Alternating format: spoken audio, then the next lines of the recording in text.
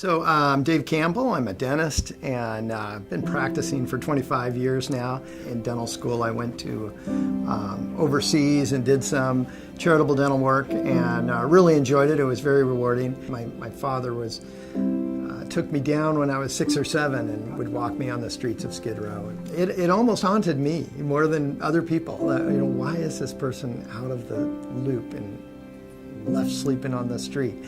It always sort of teased my mind. How could I help them? Went and visited the homeless missions downtown and made connections, met some chaplains. They would just send over a man to my office every Friday afternoon. I did as much as I could in that time frame, and that, as a start, it was very helpful to kind of develop a scope of service that I was providing.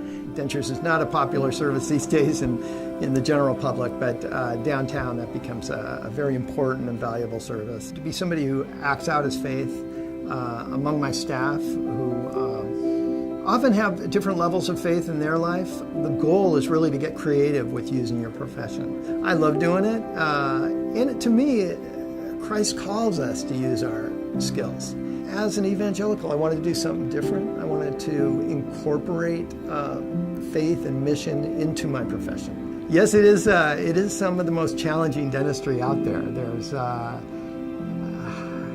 dramatic restorations, and you're serving some of the most neglected cases. One fellow in particular came in with a trench coat, long hair, and you could barely see his face, and I worked with him for a couple of weeks, finally got him restored, and he shaved, put on this bright shirt, and he was a completely different guy. There was this couple who were very dysfunctional and were on the street, and they were homeless, and they were both in rehab at the same time, and they were married. I restored their smiles, and again, a little extraction here and replacing the front teeth, and at their graduation from the program, they asked the chaplains if they could say their vows again. And they really felt like this was the start of their new marriage. You don't realize how important the smile is until it's gone. If you think about, how it's that moment of enjoyment of life that it becomes the problem.